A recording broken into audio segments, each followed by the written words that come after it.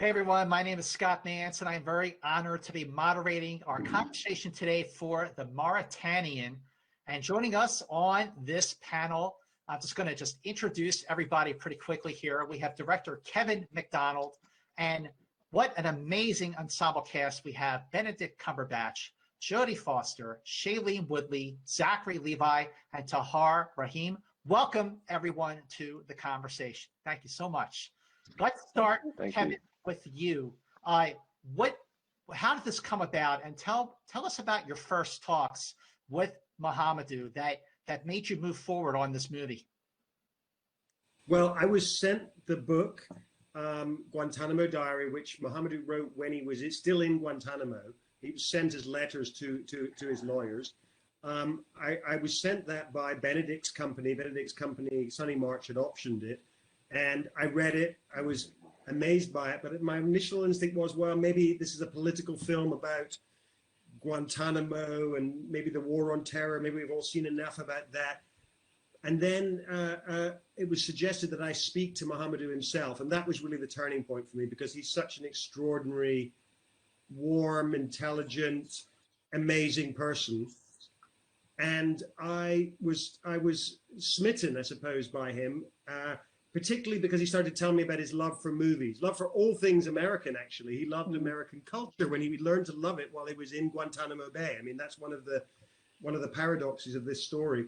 And he told me that he'd seen my movies when he was there. He'd seen, it was very funny, actually, the movie of Jodie's that he had seen was Maverick, which is his favorite Jodie Foster movie. So that was really what it was, and I wanted to make a film about this person. You know, I think he's an incredible human being, and that was really the starting point for me, why to make this film. You know, he really is an incredible human being. You know, watching the film, and when you get to the end of the movie and you see the real footage of Mahamadou, and he's really upbeat. You know, he's got an amazing spirit. And Tahar, I want to ask you about your conversations with Mahamadou and how that helped shape your performance. You just said it, and as Kevin said it, he's such an extraordinary person and a beautiful soul. So what I wanted to take from him when I first met him, and it was virtually, I wanted to take his light, his joy, his happiness, and his way to forgive anybody. Anyway, so I didn't want to bother him with those strange questions about what happened to him, about this nightmare, because anyway, I had the answers on the script, on the book, and whatever. But yeah, I just wanted to talk with him and know more about him, so I could catch his soul in a way and try to give it back through my performance. Jodie, I want to ask, playing Nancy Hollander, what was your approach? What were your points of connection? How did you relate, especially to the crusade that she is doing for human rights? Right. Well, Nancy's an extraordinary woman and powerful. This sort of like small, powerful, soft-spoken woman who you would not want to cross. You know, I really, as she does, really believe that the justice system and the government need people to challenge it. And she has been that person who believes that we all deserve a defense. We should be allowed to have a defense under the Constitution. So she's defended a lot of guilty people. But I was most interested in seeing the change in her over the course of these 10 years, of seeing her start out one way and then be transformed by Mahamadou. So, you know, I do like to say that I'm a way meaner Nancy than the real Nancy in the movie, that it was important for me to see that shift, but the real Nancy is quite a bit nicer than me. Just curious, why did you feel like you kind of turned it up a notch a little bit on the meanness? Well, I thought it was important that she should, you know, she's somebody that's seen a lot and has every right to be completely suspicious. And she's been hurt by that enough times to know that she can't wear her heart on her sleeve. And I thought it's important to see that transition, to have her then ultimately embrace him and really care for him. I mean, we're all here because we want to tell Mahamadou's story. We're all here to serve Mahamadou's story. And because we know how transformative it can be for other people, because it's transformed us so much. Benedict Cumberbatch, you were a producer on this film, and then you later signed on to play Stu Couch. What was the motive there for you to later jump on as a performer in addition to as a producer? Well, when I'm producing, I often don't want to get in the way of a project. My company's set up to make good films, not vanity projects. And I thought Stuart was an interesting character, but what really hooked me in was the later drafts where he became extraordinarily conflicted. He starts as somebody in the military who has a personal vendetta to settle his one of his friends, his dear friends, was a co-pilot on one of the planes that Mohamedou's actions reportedly helped recruit that flew into one of the Twin Towers. And as a Christian lawyer in the military, it's square cut, clear, and part of his duty to put this guy away. And the journey he goes on, the volte-face, when he discovers that Mohamedou was all of the confessions were extracted under either torture or any number of contraventions of the Geneva Human Rights Accords. He turns around as a Christian first and foremost, but also as a military man and also as a lawyer, and says this is unlawful, unchristian, and undemocratic and un-American. I just thought, what an incredible journey to try and get to start from a point where he wants to see the guy pay for the crime, to understanding through learning this in this new era of our history, of our political and legal history, or the United States, I should say, his history, that there was this fear-driven agenda to at all costs stop another 9/11, and to try and understand who he was going into that quite, what's the word? I suppose I had a great deal of empathy for somebody who was trying to stop yet another terror attack. But the fear that drove their procedure, that drove the extraordinary and appalling conditions that Mohamedou suffered, is where we come unstuck as human beings. So it was partly my attraction to the material as a producer, but mainly how I saw that character then develop in later drafts that pulled me into Play Couch. So Shailene Woodley, Terry Duncan, and Nancy Hollander have a great scene in the film during it's the Thanksgiving discussion. And I think so many viewers can empathize with that moment where you're like, why am I being here, with this guy who is being mentioned in the same conversation as orchestrating 9/11 when I can be with my family? And Shailene, I want to ask you about your points of connection with Terry, your approach, and the way that you really, your performance is really quite the journey throughout the film. Well, I mean, the character of Terry in the film is an amalgamation of two real life women who worked on the case. And so we had a little artistic license there to play with her journey. And it isn't actually the way that the real Terry Duncan's journey unfolded in regards to Mohamedou. But for all intents and purposes for the story, it felt important to play her in a way where you recognize, I think the difference in the juxtaposition between Terry and Nancy was really important. Nancy, someone whose heart she guarded because, like Jody mentioned, has been hurt many times and has a case to fight. I think Terry represented more of the emotional capacity and connection between herself, the lawyers, and Mohamedou, and trying to understand, what he did, whether it was right or wrong, but not letting her emotions get in the way. And I think being able to represent that and bring in a factor that was intrinsically human and not necessarily based on right or wrong, but based on the understanding of someone going through such an incredibly difficult experience with empathy involved felt really important to me. Zachary Levi, this is a really different role for you. I want to talk about your approach to it, your unique acting challenges with this one. I don't know. I don't feel like they were particularly unique acting challenges in that I feel like I've been blessed enough to play different things throughout my life, even if it wasn't in other films.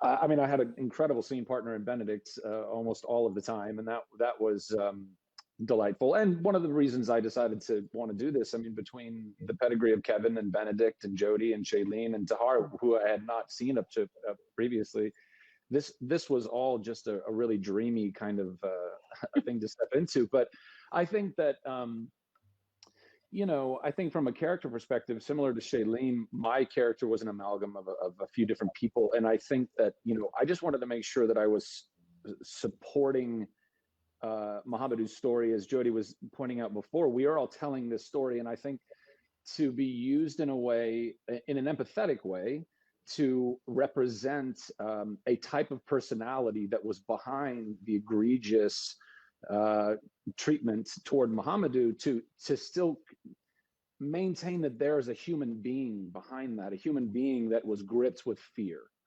Lots of human beings that were gripped with fear, and from that fear, then that hate and the anger and all that breeds from that, and then the very bad decisions that we will make as human beings behind it. And I thought, this is a great opportunity to not just paint a very two-dimensional broad brush over who would be the heavy or the antagonist in this movie, but instead show them to still have a heart in there. And I think that, in a testament to the script and how ultimately that the information that I shared toward the end, and how my conscience is very convicted, all of that was very refreshing from a story perspective, and I was very happy to be used in that role.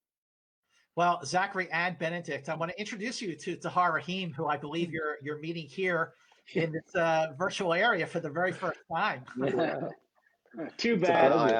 I know. It's too bad. I know. It's not fair, is it? But my goodness, I feel we've definitely met before, my friend, in the quality of your work. I mean, when I heard Tahar was jumping to do this, I was over the moon. I mean, ever since Prophet, I think everything he's done has such clarity and intelligence and humor and heart, and he's pretty cool as well.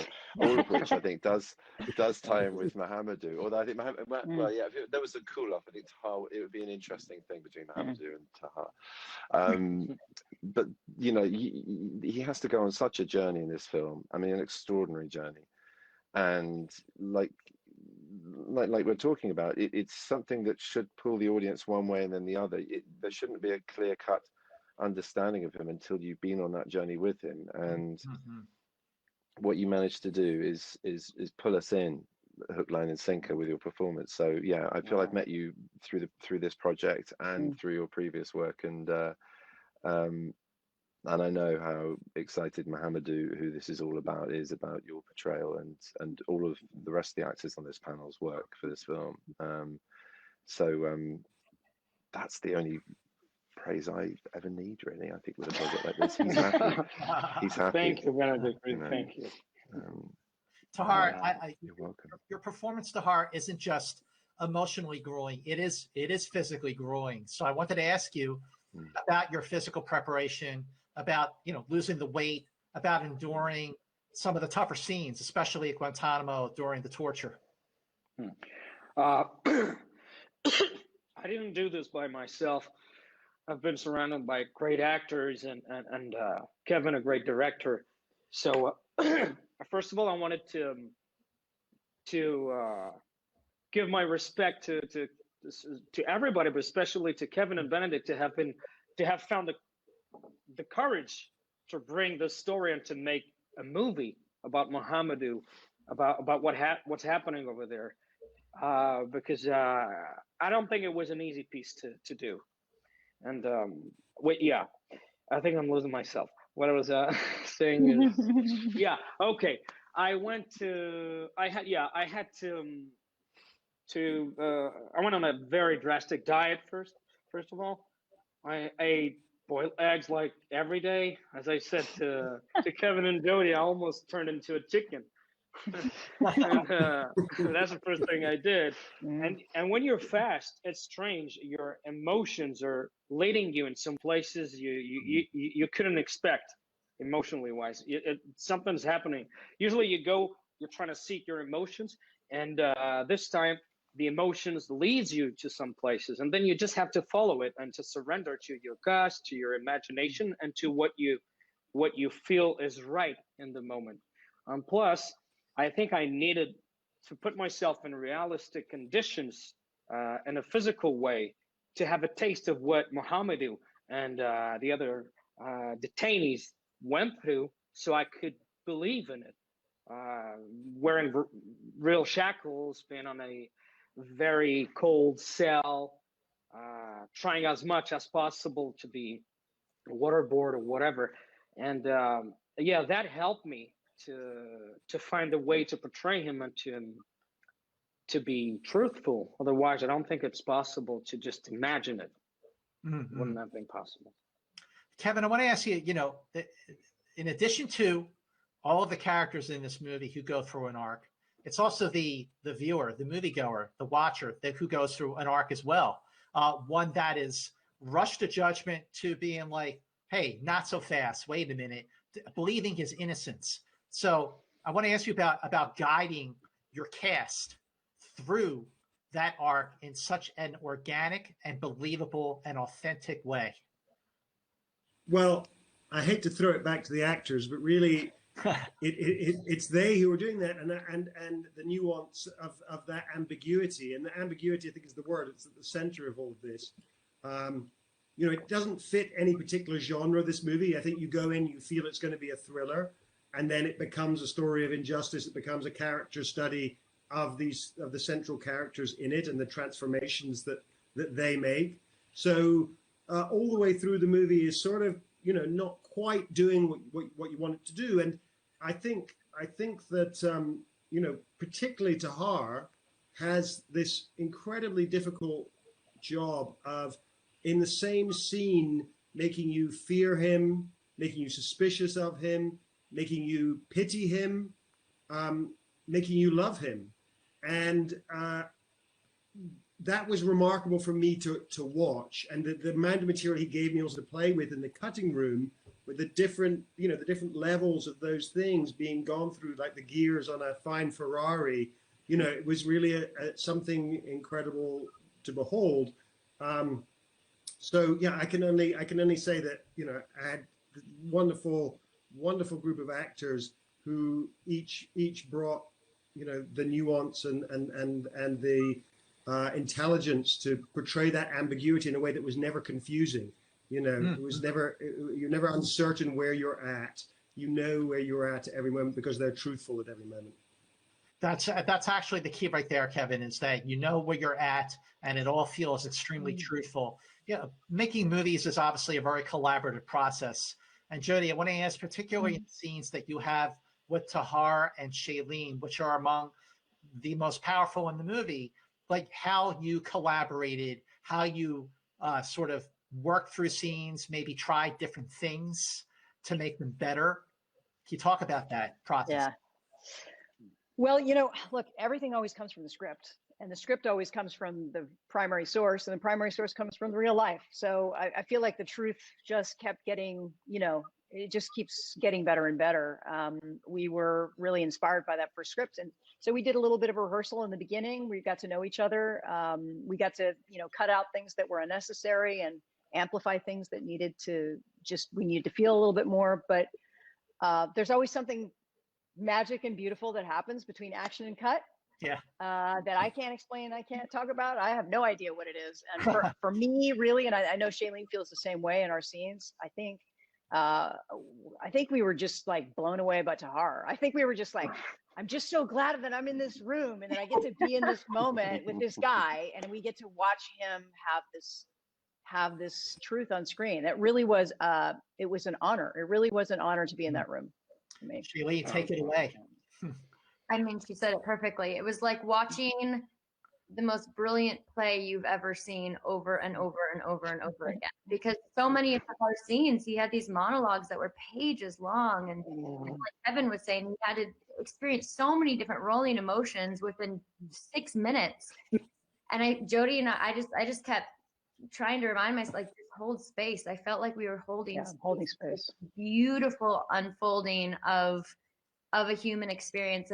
And the most remarkable thing was, it didn't feel like Tahar was acting once. Every single millisecond was so pure and so honest and so truthful. And every take was so remarkably different as well. There's nothing that felt premeditated. There was nothing that felt like we could even understand what was about to come next. And it was an honor. Come on, I'm moved. Thank you so much, really. But it's thanks to you two. You made me better. You made me a better actor. I mean, when you watch them acting and performing. It's just what you get is realism, it's truth, and all you have to do is just go with the flow. And Go with the flow. They just made me a better performer in the specific moment. If it wasn't you, I don't think I would have been able to just believe in what I was doing in this little cell. But thank you so much. I think I'm not good with compliments, so I think I'm gonna go. Thank you, Tahar. Now, blush. Thank you so much, really. So, Benedict and Zachary, your scenes are separate from those of Shailene, Jody, and Tahar. And so is there a benefit to that, to sort of being kept separate? Benedict, start with you on that. Is there a benefit to sort of doing your own story without being in the room with the others while they're doing theirs? Sure. Yeah, I mean, I just think it's in the nature of a drama that's setting up two oppositional forces to meet at some point. And I guess, spoiler alert, I'll try and sort of disguise it. There is an unexpected event where you think these people are going to end up in court, and it may even be ending in a courtroom drama where the sort of the truth of this guy is fought out. But it lands in this very peculiar place where actually there's conflict between me and the guy I think is going to help me win my case. And that's actually the real drama, because it's within that moment that Couch realizes everything that this is founded on is corrupt. And so there's simpatico between me and Nancy, and that's the extraordinary thing is that Couch. I mean, I think Jodie, correct me if I'm wrong, but I think they met up after the case, possibly, but not during. I mean, I don't think they would have done anyway. That was a piece of stretched truth. That kind of moment in the cafe in Guantanamo outside of the gift shop. I mean, the surreality of all of that, considering what Mohamedou was experiencing away from there, but they both slowly uncovered. That was one of the hooks for me as well as an actor, to be involved with those two scenes, and especially knowing that Jodie was going to play them, although I had signed on before then. But I mean, that was to just sort of, that's quite a wonderful thing to be an actor, to work with Jodie Foster, as Tahar says. It's a special thing, and you're in the room with sort of a purity and a truth, and like Tahar says, it raises your game. But and Zachary as well, that this kind of bonhomie, this machismo, this sort of backslapping kind of we were friends at college type thing that you think is going to carry into something, just slowly starts to disintegrate. It becomes a real a lovely, heated, oppositional and conflicted relationship, and aggressive near the end. And that dynamic was great to play. Doesn't really answer your question, Scott, because I don't know what it is to, as a producer, I had to be across the other side of things in a way. But I definitely looked away altogether as an actor. Zachary, do you want to help me here? Because But yes, I think from a reality perspective, the less that you are involved as an actor in another storyline that you wouldn't actually, your character is not involved in, the more you can suspend that disbelief, and you can plant yourself in your reality, and you can commit to that reality. So I think that is helpful. But that's what I was going to say. But I am so jealous that we didn't get to be in the room where it happened with Tahar. I'm just a little. I know. I mean, to hear the glowing reviews. And but then we have the thrill of watching it as well. Exactly. It's exactly. nice, a little gift. And that is a genuine thrill. I mean, I unfortunately, I was spoilt for me slightly as a producer, being over, the movie as a whole, but still it wasn't spoiled, because every single iteration of this film, thanks to Kevin's masterliness as a film director and maker and editor, and I can speak like the others have of how precise and exacting and brilliant and questioning and interrogative of the truth he is of any options in a given moment. I mean, he helps you to realize the full potential of a scene by making you free to make different choices. So you do give him, hopefully give him a breadth of options in the edit. But every single one of those edits that I watched was a thrill. So yeah, I guess I didn't have the final punch you get as an audience member, but near enough, having only been in a very small part of the film, I guess. Well, Jodie, what's the the responsibility that you might feel in playing a real life character. I mean, not the first time Right. I've done that, but for a film like this and such such an important cause, like what is that? How does that elevate you? Oh, well, Nancy is inspiring, but you also have to, sometimes you have to throw that out the window a little bit and just make sure that you're telling the story. And I know that's what she would want too. She really wanted to tell Mohamedou's story and give the world an opportunity to find out who Mohamedou was as a human being, which is really our mission more than anything else. I